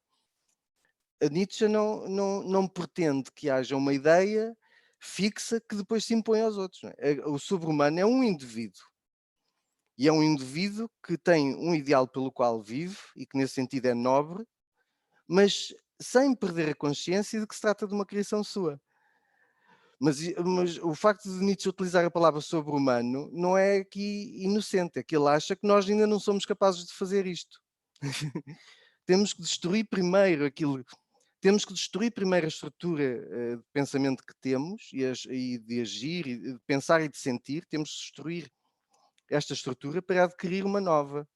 E isto, claro, envolve, isto, para já existe o problema de saber se isso é possível. E depois a dificuldade que isso envolve. Até a cultura já não está forte como estava antes, mas está lá, está podre, está, não é? Sim, Essa tal estrutura metafísica, cristã, judaica, está lá. Ele diz que temos que a destruir, temos que tomar consciência de que ela já não existe. E uma ambivalência, mais uma vez, nietzschiana, não é? Ele confia no ser humano, ele se calhar é o filósofo que mais confia no homem, mas ao mesmo tempo tem uma desilusão enorme com o homem porque sabe que ainda não é capaz, mas ele sabe que temos a possibilidade, a potencialidade, sim. mas neste momento não somos capazes de fazer. Portanto, há uma imagem que ele usa, não sei se tem a ver com isto, que é do Zaratustra, não é? Que é a corda, em que o homem é uma corda entre a besta, não é? Sim, Entre o animal e o super-homem. sim, sim. Ele diz que É o que somos está uma no meio. corda, né? Uma, Nem é uma uma, ponte, nem é não o é? equilíbrio, Não é uma nem é o, ponte. não é o equilibrista em cima da corda, é a mesma ponte, é a Sim, mesma corda. exatamente, Acho que exatamente. isto tem importância aqui, não é? Exatamente, não é nem o animal, não é, que vive completamente entregue ao imediato, porque lá está, existem algumas interpretações de Nietzsche que o reenviam para essa ideia de que nós devíamos viver só pelos instintos. Pronto, mas não é isso que Nietzsche está a dizer. Como muito bem dizes, é que o que o Nietzsche diz é que nós somos o que está no meio, entre o animal, não é? Ou seja, entre o animal que vive só pelo imediato e o sobre-humano, que não é a questão de viver só pelo ideal, porque ninguém vive só no ideal, Nietzsche não acreditava nisso, é a questão de constituir o imediato, que é o âmbito das paixões, do entusiasmo, não é? Ou seja, constituir o ideal, a idealidade no imediato, ou seja, de sermos nós a constituir um ideal para nós próprios, não Luís, é? deixa só ver se eu consigo juntar aqui Sim, sim, juntar outra imagem também conhecida dele. Portanto, essa desconfiança do homem, né? esse saber que já não temos em que nos sustentar, e depois não tendo em que nos sustentar, ou algo que nos puxe, algo metafísico, um ideal metafísico que nos puxe, poderemos cair no nada, não é? No pois, nihilismo, o niilismo. o relativismo que o assustava muito. Uhum. Depois, não tendo esse motivador que o super-homem terá para si próprio, não é? É aqui que entra aquela imagem que sempre me meteu imensa confusão, que é a do eterno retorno, que é imaginar que nós vivemos este momento tendo que quase como aquela série Black Mirror, não é? Que às vezes acontecia que eles ficavam fechados no momento do tempo durante milhões de anos numa realidade virtual. Ou seja, o eterno retorno é ainda mais que milhões de anos, é Sim, eterno. é São eterno. milhões, são milhões, são milhões. Não é? Portanto, viver um momento como se ele se repetisse eternamente. Portanto, isso é assustador, não é? Sim. Mas para ele, não sei, na cabeça estranha do Nietzsche, mas tu vais-me explicar melhor, isso deveria ser motivador, não é? Sim, sim. Sim, é uma ideia que ele desenvolve antes da ideia do super, ou pelo menos tão bem, não é? É uma ideia anterior à do super-homem e, portanto, à da a transmutação de todos os valores, embora depois, portanto, se ligue uma à outra, mas é uma ideia anterior. E o que está em causa na ideia do eterno retorno portanto, é esse aspecto que estavas a dizer, mas antes ainda desse aspecto é também. Portanto, uma coisa que interessava muito a Nietzsche, até porque ele também era muito nihilista, mas depois há o nihilismo que ele considera ser pessimista, ou, digamos assim, não saudável, pronto, mas nós podemos dizer um nihilismo pessimista e um nihilismo otimista ou criativo. O nihilismo criativo é justamente aquele que consegue construir, não é? E o nihilismo pessimista é aquele que acha que, porque não há nenhuma verdade em si, digamos assim, então também nada vale a pena. Mas, então, é neste um pouco relativamente a este contexto que surge a ideia do eterno retorno. A ideia básica do eterno retorno, pelo menos na minha perspectiva, a primeira ideia é a seguinte: é que se houver, portanto, se eu tiver a ideia de que a minha vida se repete eternamente, se houver um momento na minha vida que eu acho que pela qual eu valesse a pena, pela qual eu achasse que, bem, reformulando, se eu achar que há um momento na minha vida a que eu dê tanta importância que acho que valeria a pena reviver imensamente, eternamente a minha vida inteira, então a minha vida está justificada para mim. Digamos assim que, por pior que seja a minha vida antes ou depois disso, eu tenho um momento que digo: "Não, mas a minha vida valeu a pena por este momento". não é? Pronto. E depois isto então, depois é a ideia que tu estavas a dizer, que é viver cada momento da minha vida sabendo que vai haver um revolucionar do universo, um número infinito de vezes, e portanto a minha vida então deve ser vivida de tal maneira que eu acho que eu a aceitaria se ela fosse eternamente repetida. Não é? É uma ideia, digamos assim, ético-moral, não é? Embora não apresente portanto, valores fixos, não é? Dizendo, ou não determina exatamente o que é o bem e o mal, é uma ideia ética no sentido que diz ao sujeito que deves viver a tua vida de tal maneira que não te importarias que ela fosse infinitamente repetida. Portanto, pensa assim, a tua vida vai ser infinitamente repetida. Vais ter que viver a tua vida o número infinito de vezes. Como é que tu a queres viver? Luís, mas isso lá está, ao mesmo tempo que é ético e moral, é um motivador psicológico, porque eu não Sim, tenho sim. uma vida, isto parou agora, eu não tenho uma vida, estava a dizer que isto ao mesmo tempo que é um valor ético ou moral, é um motivador psicológico. Não é? Eu não tenho, o motivador não é o Deus Pai que me vai acolher no além se eu me portar bem aqui. O motivador é aqui, não é? Sim. É no imanente, não é no transcendente. Portanto, é um mecanismo que nos motiva a sair do nihilismo, a dar sentido ao momento, não é? Sim, que valoriza cada momento e que valoriza também um momento, pode valorizar um momento, ou seja, a vida inteira pode se tornar justificada para o sujeito a partir de um único momento. Isto também era uma ideia que estava muito presente em Nietzsche. Nós hoje, se calhar, já não temos uma sensibilidade ah, tão direcionada para este aspecto, se calhar, mas peço desculpa. Mas era uma ideia que para Nietzsche era muito importante, que era a ideia de haver um momento. Portanto, eu posso passar, porque o Nietzsche tinha muito essa consciência de que a vida tem sempre altos e baixos. Agora posso estar muito bem, depois podemos estar muito mal e sucessivamente. Portanto, é a ideia de haver um momento que para o sujeito justifica toda a sua existência. Portanto, pode-se depois disso ficar muito mal, ou antes disso ter vivido muito mal, e tudo, mas há ali um momento que acaba por justificar tudo. E nesse sentido, sim, é uma justificação completamente imanente, ou seja, o sujeito não precisa de estar à espera de uma felicidade eterna, mas aqui não é uma eternidade da repetição, mas não é?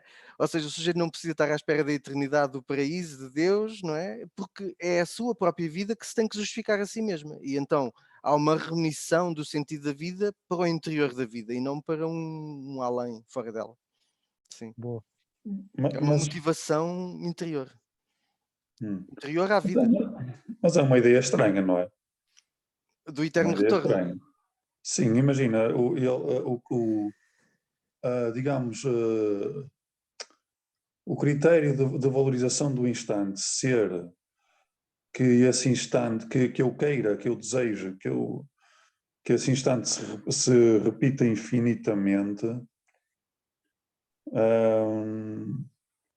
é estranho pela razão básica de que não é, até é um bocado anti-nietzschiano, que não é consentâneo com a temporalidade da vida. Tipo, parece que estou a encontrar, se realmente a minha, soubesse, se realmente, eu vou dizer uma coisa muito básica, mas, e se calhar corrijo-me Luís, mas se realmente a minha vida houvesse alguma hipótese realmente eu a viver infinitamente, ou num estado em Black Mirror, em que me fechassem numa caixa e realmente eu tivesse que a suportar, eu realmente teria que arranjar maneira de fazer com que aquilo que eu estou a viver fosse suportável ou até fosse desejável, na melhor das hipóteses, infinitamente. Mas o que se passa é que a minha vida é temporal, é finita. E o critério de valorização do instante tem que ser pensado em função dessa temporalidade. Não consigo perceber muito bem como é que Não, a tua Nietzsche... vida é finita, sim. Porque o que se... Pronto, Sim. exatamente, mas mesmo imaginativamente, eu não consigo perceber como é que Nietzsche, que até é o anticristo, vamos falar assim, que nos fala ser defesa à terra, ser defesa ao, e entende como ser defesa à terra, como ser defesa ao tempo, como ser defesa àquilo que existe, ao real, me propõe que eu meça a minha vida em função do exercício imaginativo, ou melhor, em função de uma perspectiva que é absolutamente contrária à temporalidade e à transitoriedade intrínseca da vida. Parece-me estranho, não, se calhar não estou a ver bem a coisa, mas parece muito estranho, sei lá. Eu veria ao contrário. Eu dizia, vive cada instante como se esse instante realmente não fosse repetível. Tipo, eu vejo uma perspectiva nietzschiana é quase o contrário. Não. Também, Tiago, se souberes que ele se repete eternamente, vais querer que ele seja o melhor momento possível, não é? Exatamente. Pois. Enquanto a ideia do Carpe Diem não é. Portanto, Nietzsche não seria tão. Há muitas interpretações de Nietzsche que levam nesse sentido, mas não é isso que Nietzsche pretende. Não é viver não é viver qualquer momento como se ele fosse irrepetível e não houvesse nada depois dele, não. Para já, Nietzsche achava que o que estava em causa no Eterno Retorno não era apenas uma imaginação. Portanto, há vários fragmentos e assim, pronto, onde ele dá a entender, pronto, pelo menos dá para perceber que ele acha que é mesmo, isso é uma teoria física plausível e existe, e pronto, isso não é aqui com certeza o momento para discutir, mas se nós formos ver a teoria física teórica, isso não é uma possibilidade tão implausível quanto isso. Não Sim, é? a circularidade do tempo, dizes, não é? Portanto, Do universo todo. exatamente, o Big Bang tem que vir Exatamente, de uma sim. singularidade que em Pois, princípio poderia sim. já ter sido, ou seja, Pois. pode acontecer que o O próprio universo todo tempo, exato, o próprio tempo ser venha a ser circular. concentrado. Se Exato. tens Início, se tens uma sim. quantidade finita de matéria e uma quantidade infinita de tempo, em princípio, Exatamente. muitas vezes vão-se repetir as mesmas combinações de matéria. Não é? Foi assim que os gregos chegaram à ideia do eterno retorno. Os gregos chegaram à ideia do eterno retorno dizendo, bem, se há uma quantidade finita de matéria e se o tempo é infinito, tudo se há de repetir. E todas Pois, as ordens. pois, a falha nesse argumento está em que pode haver uma quantidade finita de matéria, mas combinações infinitas dessa quantidade finita de matéria. Não, quer dizer, a partir Imagina, neste quadrado que vocês estão a ver neste momento, se o espaço for contínuo, eu tenho um número infinito de pontos para preencher com o meu dedo. Não tens, porque, quer dizer, o espaço é contínuo, mas não é indefinidamente divisível, como achavam agora falta uma palavra, uns gregos, os defensores de que o Demócrito. espaço. Demócrito, exatamente. Pronto, quer dizer. Sim, se complementares com essa premissa, não é? Agora, se o Exatamente, espaço quer for dizer. contínuo, é como eu estou a dizer. Porque É contínuo, mas não é indefinidamente divisível. Não é, ou seja. Pronto, mas não indo para teorias físicas agora, penso eu, quer dizer, a ideia é que. Quer dizer, o que eu queria dizer é que Nietzsche não achava que a ideia dele era, ou seja, que a ideia do eterno retorno era apenas uma ideia imaginada. Ele achava que tinha fundamento físico. Pronto. No desenvolvimento da física do seu tempo, era uma ideia plausível e que continua a ser plausível e até há bem pouco tempo era plausível, porque achava-se, até há bem pouco tempo, uma das teorias dominantes na física teórica era que o tempo iria continuar, não é? O aceleramento da expansão do universo iria continuar, mas estava em abrandamento, e portanto depois haveria a chegar um momento em que essa expansão se iria reverter, não é? Até que chegaria novamente a um ponto que seria a singularidade, de onde novamente o Big Bang, e isto seria assim, pronto, e o Pois. eterno. Nós estamos aqui, mas já tivemos aqui um número infinito de vezes. Claro que nós não nos lembramos.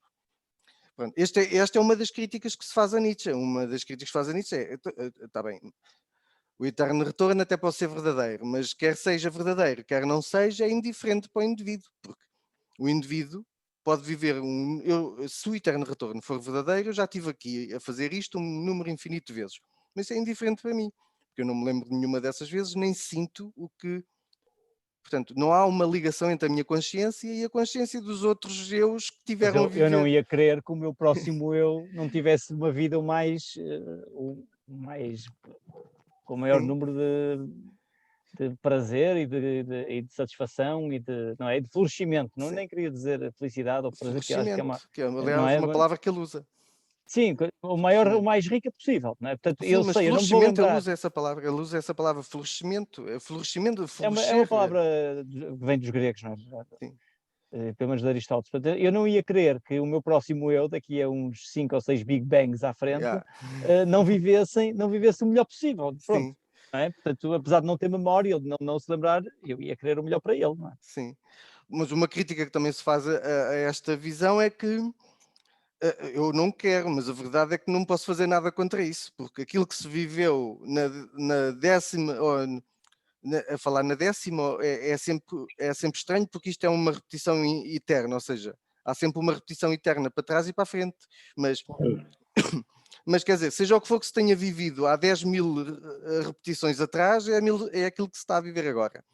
E aquilo Pois, que se... exato. Ou Ele seja, tinha que abrir aí uma brecha no determinismo. Não é? exatamente, ou Tipo, seja, imagina, ou tinha que seja, dizer assim, olha, quando lês o meu...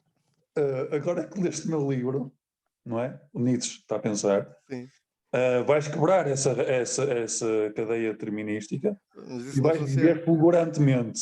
E a partir daqui, as infinitas repetições para a frente vão ser todas elas fulgurantes.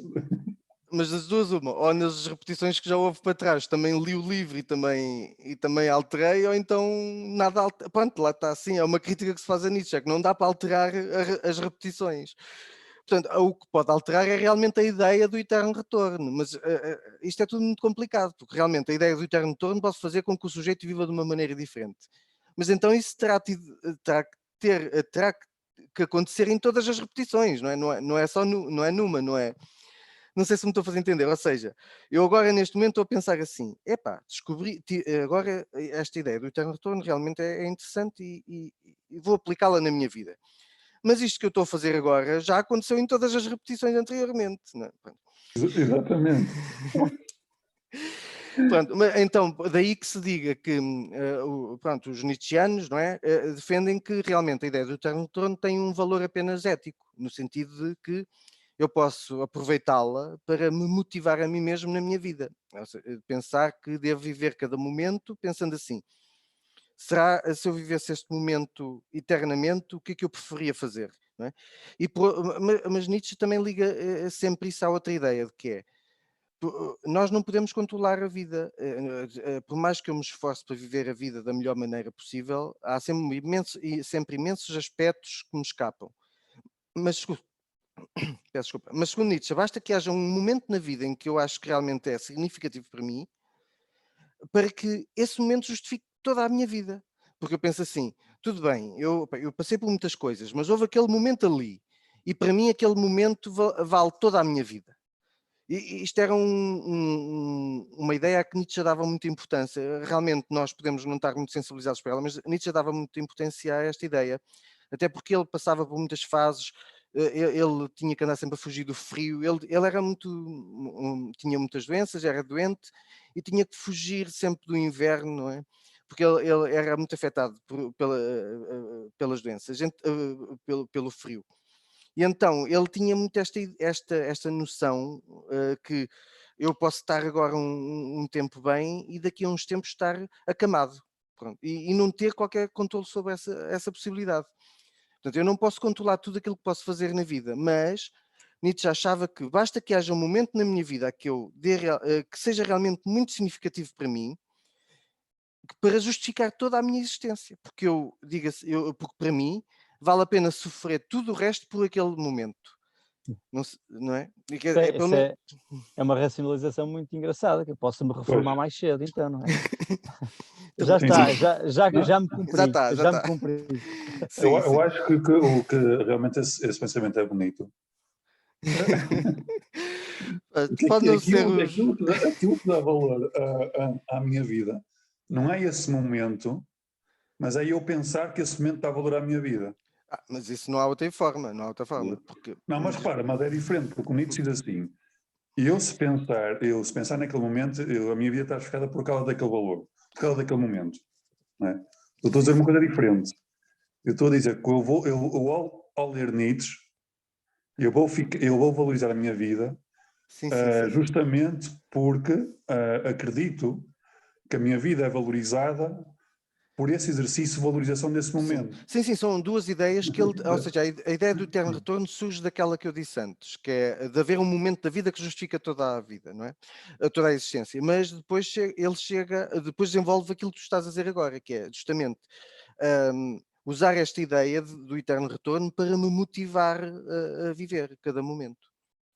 Não sei se me estou a fazer entender. Então, ou seja, na ideia do eterno retorno estão estas duas ideias. A primeira, ele desenvolve a partir daquela ideia de que é possível haver que há um momento na vida que, por exemplo, a ideia de, por exemplo, a ideia de que o dia do meu casamento é o suficiente para justificar toda a existência, seja o que for que aconteça antes ou depois. Tens que arranjar melhor que isso. Não, pronto, um exemplo, não é? Essa não dá, Então, não, Não, depois, esquece. então, e depois a outra ideia que ele depois desenvolve a partir daí, ou seja, a partir da ideia do eterno retorno é, se eu tiver em mente que cada momento da minha vida vai ser vivido eternamente, isso pode ter um efeito motivador para mim, no sentido de me alterar as escolhas que eu faço, ou seja, as escolhas que eu faço antes e depois de ponderar esta ideia não são as mesmas, É um viver como se, não interessa como tanto se, sim.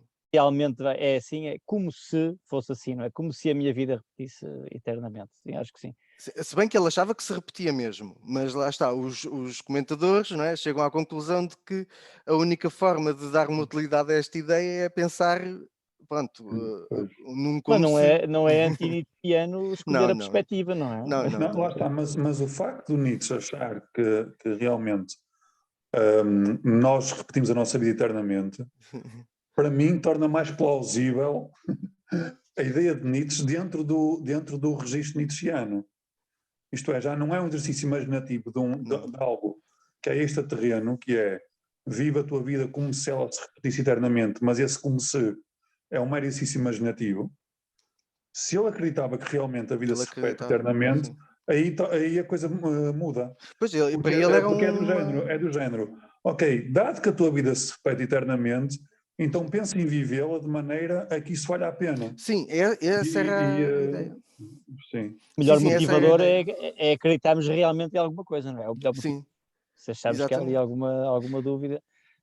Mas, Luís, não te assustes que ali eu apresentei o Tiago à entrada como o kantiano e ele está a fazer o papel de um verdadeiro kantiano, não é? Tentar encostar o Nietzsche à parede e acho muito Pois, bem, o mais possível. exatamente. O Nietzsche destruiu o pai do Tiago, que é o verdadeiro pai, o pai intelectual, que é o Kant. Destruiu, não? Eu acho que não chegou a destruir, mas pelo menos deu-lhe umas marteladas bem fortes. Olha, só para encaminhar, isto é o nosso lado merceeiro, uma vez que nós vamos dar um curso, queremos que as pessoas se inscrevam e não vamos abrir aqui o livro todo, não é? Mas há dois passos que eu queria dar antes de terminar contigo, que era, Uhum. e vai nos ajudar depois para encaminharmos para futuros cursos e futuros diálogos que queremos ter na academia do diálogo, que é que portas, que muitas vezes dizem que o Nietzsche é o pai da pós-modernidade, não é? O Kant será o pai da modernidade e Nietzsche será o pai da pós-modernidade. Ou seja, que portas é que ele abriu? Que filósofos é que só existem, ou existiram, porque Nietzsche existiu? Bem, isso é uma pergunta que eu acho muito complicada dizer que filósofos é que só poderiam existir se ele tivesse existido, eu acho isso muito, muito Já arriscado. falaste da Ana Arendt, Mas não é? Por exemplo. sim, mas ele influenciou muitos filósofos e influencia e tudo bem. E pronto, mas pronto. Agora, o que eu, a filósofos assim que não existissem sem ele, isso é complicado. Agora, o que eu acho é que ele realmente influenciou muito o nosso modo de pensar atual e determinados e também o pragmatismo, sim, e isso que quando nós falamos do existencialismo, ele terá sido importante para o existencialismo também, sobretudo nesta ideia de que, portanto, não haver uma natureza humana fixa à partida e dessa natureza humana poder ser, digamos assim, ou melhor, poder haver uma ideia pela qual se molde a natureza humana e da natureza humana não ser uma coisa fixa, não é? Portanto, Não é essa ideia de sermos um projeto, não é? exatamente, a ideia de um projeto em aberto e que está nas mãos do próprio indivíduo. Sim, esta ideia parece-me que é inegável, pronto, que é muito, portanto, que influenciou os existencialistas em geral. E depois também os pragmatistas, claro, sobretudo porque Nietzsche, depois, uma coisa que nós não temos aqui falado, mas que Nietzsche achava que as ideias, portanto, portanto, os nossos valores que nós construímos devem ter um fundamento vital, devem servir para nos manter vivos, para nos motivar a viver. Pronto, há uma ideia de que não há verdades em si, porque essas verdades têm uma função, não é? Têm uma função vital. Porque, ou melhor, digamos assim, que nós não escolhemos as verdades por serem verdade, mas que escolhemos as verdades que temos na medida em que elas têm uma função vital. Não é? E que, portanto, por exemplo, as sociedades ao longo da história não excluíam os mentirosos porque tanto por realmente a verdade ser sagrada, mas sim porque os mentirosos acabavam por ter alguma função menos vital ou por destruir a comunidade ou a ligação entre a comunidade, portanto, porque os mentirosos eram prejudiciais, digamos assim. Essa é a filiação darwiniana do Nietzsche, não é? Sim, Portanto, também, exatamente. Ou seja, ele acaba por ter uma perspectiva bastante evolucionista. Agora, pronto, sem estar aqui a aprimorar se é realmente evolucionista, exatamente como Darwin a apresentava, não é? Mas sim, é essa a ideia. Depois, portanto, penso que já falei destas duas ideias, não é? Do pragmatismo e falaste do. dos existencialistas e sim, referiste por alto o pragmatismo. Eu estou a pensar, por exemplo, no Rorty, não é? A ideia de que a filosofia não é o espelho da natureza, é o título de um dos livros dele, Sim, não sim, existiria, eu gosto desta ideia, não existiria sem o Nietzsche. Ele, como pessoa, se calhar existiria, mas enquanto filósofo, provavelmente não teria possibilidade de ter construído as suas ideias, porque não tinha Nietzsche atrás dele, não é? Portanto, sim, essa ideia de que a filosofia não espelha a natureza, de alguma forma sim, sim, sim. inventa ou constrói a natureza, não é a natureza, mas é o conhecimento que temos das coisas. Sim, que a todas as correntes e tendências que de algum modo se relacionem com a ideia de que a verdade não é uma coisa real em si, mas sim uma construção nossa, todas estas ideias foram, na minha perspectiva, foram influenciadas por Nietzsche, e Nietzsche acabou por ser importante para isso. Agora, eu não diria é que, pronto, que estas ideias não seriam, não era, nós não cheguei, quer dizer, existiram outros filósofos nesta altura também importantes, não é? Ou seja, Nietzsche não está ali sozinha, existiu Nietzsche, existiu Kierkegaard, que acho que é um filósofo também muito importante nesta altura, existiu, por exemplo, o Schopenhauer, pronto, que até influenciou Nietzsche, pronto, existiu, ou seja, parece-me que há ali um momento em que começam a surgir estas ideias, também influenciadas por Kant, porque Kant. Por oposição a Kant, não é? Sobretudo por oposição a Kant, não é? Sim, Ou reação, pelo menos. é engraçado que por um lado é como a reação, mas por outro lado também há uma certa, quer dizer, não é que não tenha sido o próprio Kant a abrir as portas, porque em Kant encontra-se a ideia de que a natureza humana não é necessariamente uma coisa fixa, mas que existe uma natureza humana que nós podemos alcançar pelas nossas próprias ações, que é a natureza moral. Ou seja, nós teremos então, tudo bem, podemos falar de uma natureza biológica, mas por outro lado, ele utiliza esta expressão, salvo erro, na crítica da razão prática, que existe uma natureza que não é real, que não passa de uma ideia, que, não é, que é apenas uma natureza ideal, mas que se pode tornar real pelas nossas ações. Kant utiliza mais ou menos esta expressão, eu por acaso não fiz aqui a citação literal, na crítica da razão prática. O que é que eu disse há pouco? Pura? Não, eu queria dizer crítica da razão prática. Disseste prática, sim. Disse prática, pronto.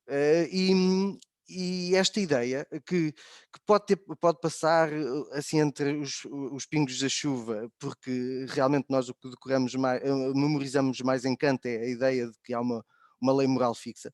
Mas por outro lado, esta ideia de que a natureza humana é moldável, não é? Que pode haver uma natureza humana que é apenas agora ideal, mas que nós podemos criar, construir pelas nossas ações, esta ideia parece-me que também exerceu importância em filósofos como Nietzsche, como como Kierkegaard, pronto, e acabou por depois haver ali um movimento que terá dado origem a estes. O existencialismo parece-me que é uma, portanto, um filho natural destas ideias. Depois, mas também não só, porque também, isto também tem realmente um pano de fundo perigoso, que é a ideia de que então nós podemos criar os nossos ideais. E esta ideia é perigosa porquê? Porque então não há nenhum critério previamente dado. E se não há nenhum critério previamente dado, a não ser que nós queiramos de realmente fixar um pressuposto de onde não queremos sair, mas então coloca-se sempre a pergunta com que fundamento, se o fundamento já caiu. Portanto, a ideia de que nós construímos os nossos próprios ideais nunca perde esta perigosidade de podermos então criar um ideal qualquer, não haver nenhum limite ao ideal que é construído. E isto, independentemente de depois dizermos, está bem, mas este ideal não deve ser imposto aos outros, tudo bem, há essas limitações todas que depois se pode fazer, mas, à partida, a ideia de que eu posso construir um ideal e que não há nenhum pressuposto à partida que imponha limites aos ideais que eu construo, é perigoso. E nesse sentido, até mesmo os movimentos fascistas também foram realmente muito influenciados por Nietzsche, e se nós os lermos vamos ver que eles os citam e se referem, pronto. E é realmente também uma influência de Nietzsche, portanto não podemos também escamotear isso. Ou seja, o Kant, o pai que falamos no início, o que eu falei, o pai de Nietzsche, o Kant, abriu uma caixa de Pandora ao dar a possibilidade ao homem de descobrir por si, no caso do Kant, o imperativo categórico, mas até aí íamos muito bem regulados pela razão e a coisa até se realizaria bem se seguíssemos apenas isso. O que o Nietzsche faz no fundo, é revolucionar um pouco isto, ou seja, então, Sim, mas sim, sim. não é só pela razão que nós chegamos lá, construímos ideais, mas é criativamente, instintivamente, Sim, através dos nossos impulsos, sim, através de porque valores que nós consideramos errados, mas que afinal são corretos, como sim, a porque depois também inveja, não falta é? aqui a crítica do Hegel à razão pura, que foi uma crítica forte e que até hoje se mantém, quer dizer, entre aspas, porque o que é uma verdade que se mantém, mas é uma crítica que se mantém realmente até hoje e que é repetida por imensa gente e muitas vezes sem fazer referência a Hegel, mas foi realmente Hegel que a fez originalmente, que é a razão pura não pode por si mesma construir conteúdos, quer dizer, ou seja, a razão pura reduzida a si mesma, tanto valida, portanto, Kant pretende que a razão pura consiga validar um determinado conjunto de ações e rejeitar a negação dessas ações, não é?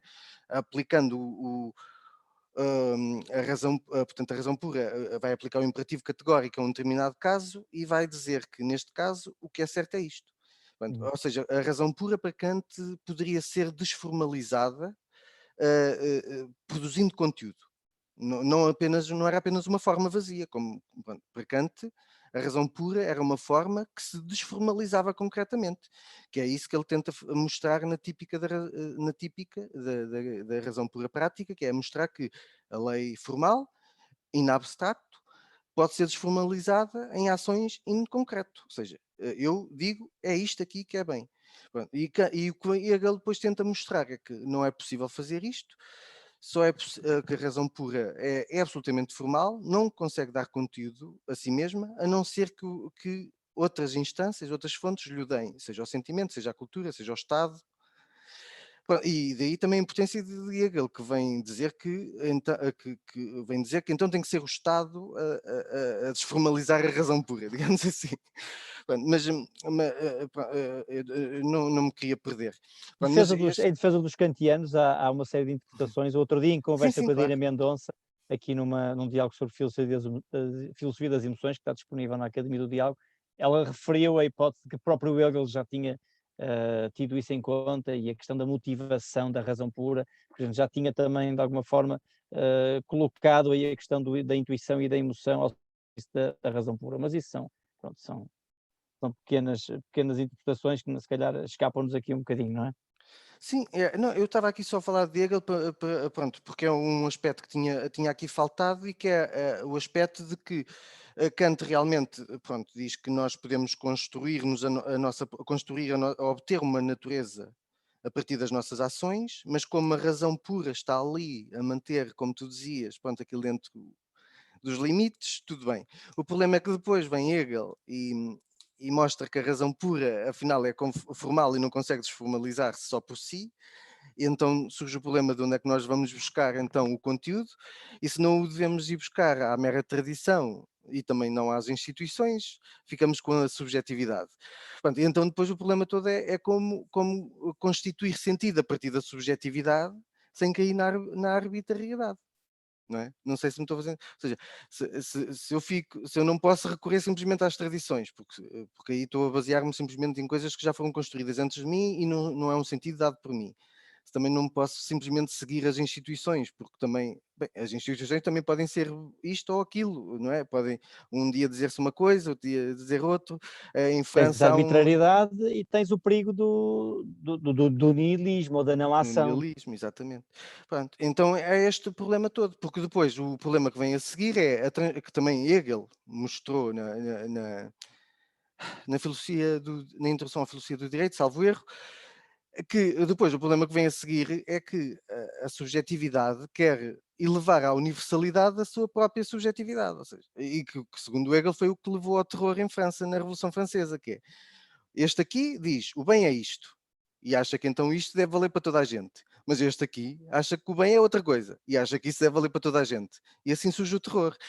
Quando este está no poder, corta as cabeças a todos os outros. Mas depois vem outro e corta a cabeça àquele também. E pronto, então depois temos o terror francês, da Revolução Francesa, em que hoje estava um no poder e cortava a cabeça aos inimigos dele. E depois vinha amanhã outro e cortava a cabeça ao que lá estava ontem e aos outros, assim sucessivamente. E depois qual foi o resultado? Foi Napoleão. Que vem ser novamente, não é, a introdução de um poder absoluto. Ou seja, isto é tudo muito complicado, porque como se vê, há o problema de se poder cair na subjetividade, mas se depois a subjetividade não encontra uma forma de sair da arbitrariedade, gerar ela própria sistemas ditatoriais. Pronto, não é? Porque, ou seja, ao tentar ao ver a sua própria criação como universal, não é? No sentido em que o seu próprio juízo o considera universal, pode-se correr o risco de então termos uma ordem criada pelo próprio sujeito, mas que é ela arbitrária e que varia constantemente. Não sei se estou a ser muito confuso. Não, acho, quer dizer, dentro da complexidade que estamos aqui a abordar, acho que estou a ser muito claro.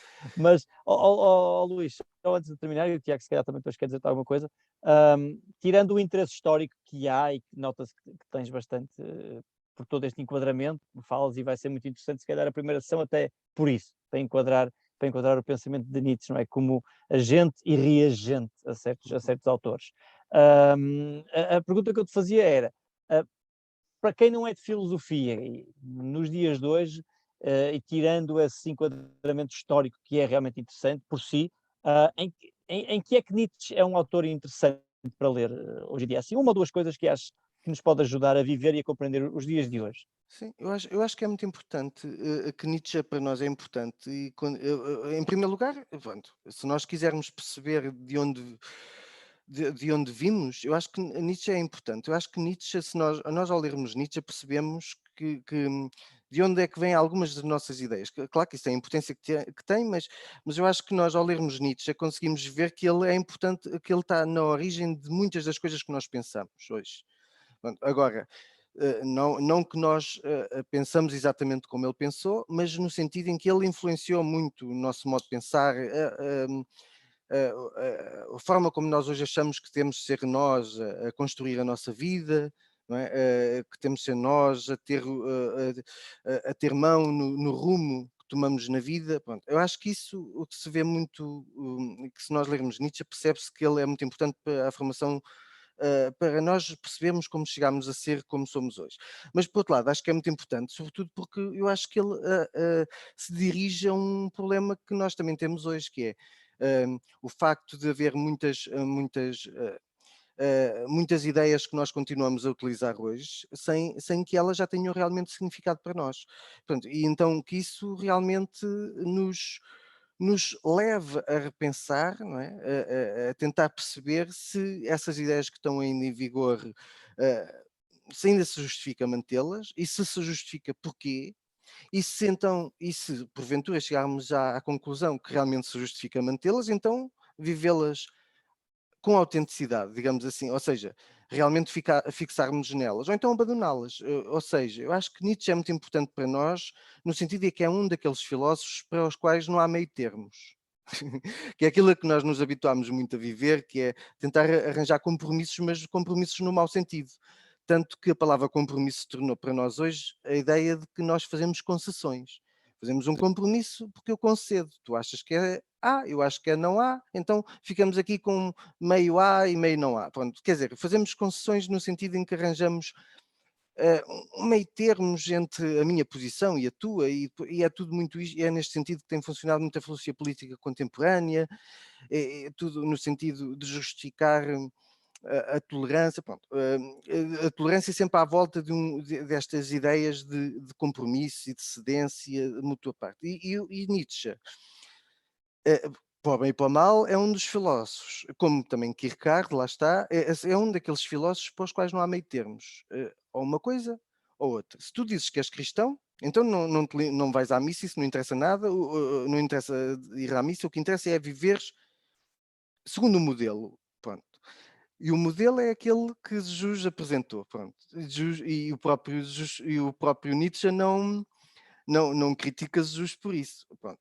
Agora, outra coisa completamente diferente do ponto de vista de Nietzsche é que manter determinadas ideias, falar delas como se elas ainda se mantivessem, mas há tantos meio termos em tudo aquilo que nós dizemos que não há realmente uma fixação em nada. Eu acho que uma das coisas que Nietzsche seria muito importante ler Nietzsche hoje em dia, uma das razões pelas quais seria importante ler Nietzsche hoje em dia, é porque é um filósofo sem meio termos. Nós devemos ou fixar-nos numa coisa ou noutra, mas os meio termos acabam sempre por nos levar por maus caminhos. Eu acho que isto é uma ideia interessante. Agora, teria que É ser também. interessantíssima. Acho que no curso vamos seguramente refletir um pouco sobre esse papel do filósofo, não é? Se calhar a imagem de Sócrates, de Diógenes, de Spinoza. Nietzsche é um modelo de filósofo encarnado no humano, ou seja, não era uma pessoa que fazia filosofia, era um filósofo por inteiro. Isso acho que é uma ideia interessantíssima. E essa ideia do não compromisso que remete até um pouco para alguma loucura que ele traz para a filosofia, e ele muitas vezes fica louco a falar por ele, não é? O Zaratustra não sei se será um louco, mas pelo menos excêntrico é de certeza, não é? Portanto, olha, acho que vai ser, acho que sim, pode ser uma boa pista também para perseguirmos no curso. Oh, Tiago, queres dizer algo em honra de Kant? Em honra de Kant? Salvares a honra de kantiana aqui do convento kantiano, ou não? Não estou a brincar.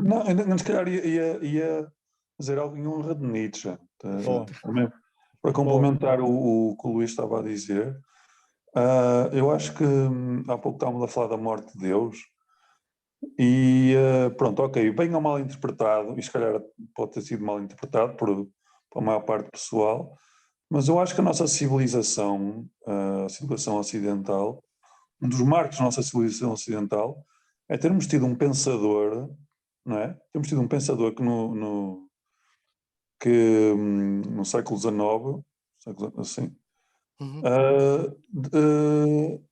tem a frase Deus morreu, não é?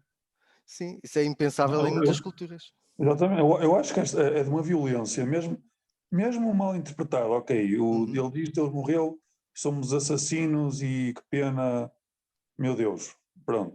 Mas ainda assim,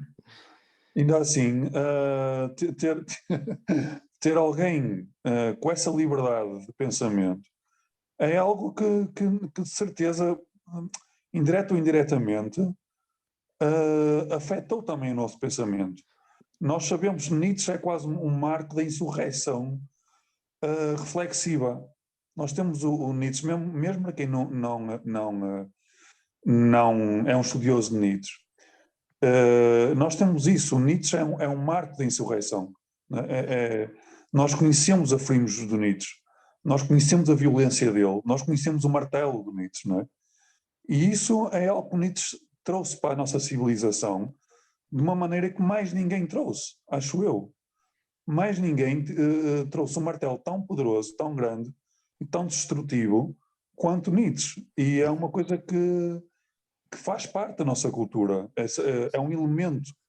Temos elementos construtivos, temos elementos mais luminosos, temos elementos um pouco mais simpáticos, mas aquela criatura com aquele bigode enorme, não é?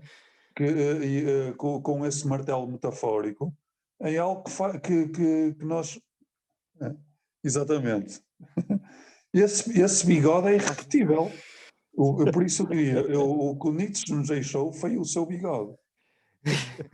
O martelo, sim, o martelo. O Martelo. martelo eu acho que é uma ideia que fica muito bem assente nele, não é? Porque ele realmente...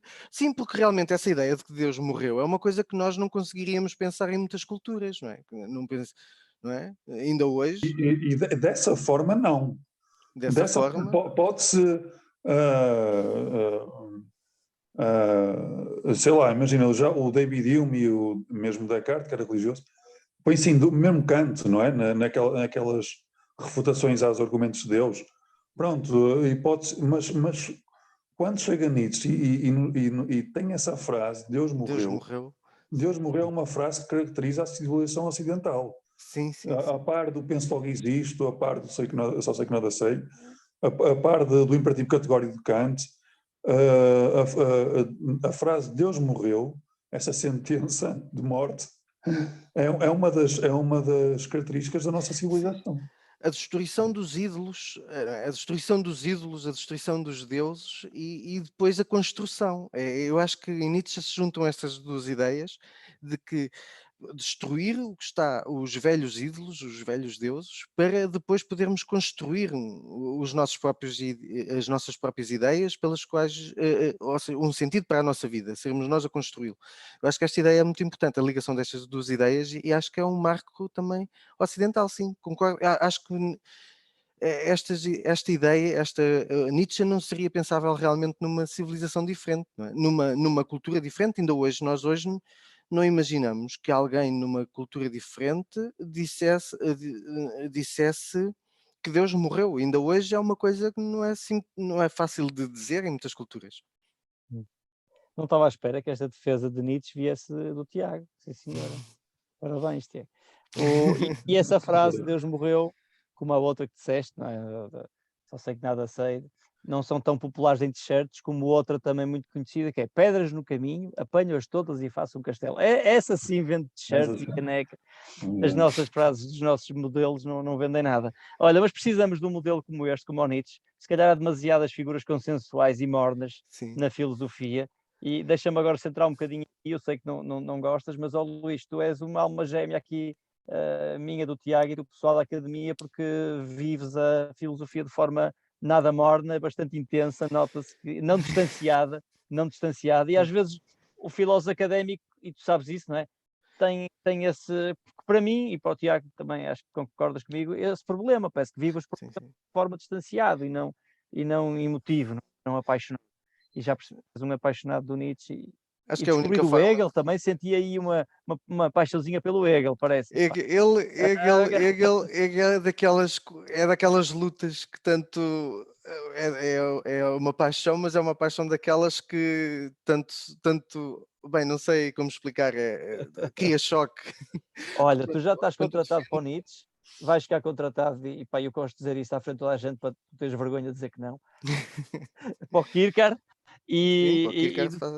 Se conheces alguém, eu gostava de uma filósofa, uma professora ou uma estudiosa da Hannah Arendt, que eu sei que estudas a Hannah Arendt, mas gostava de ter alguém, uma mulher a trabalhar a Hannah Arendt. Se conheces alguém, recomenda aqui para a academia, gostava muito de abrir um curso sobre a Arendt.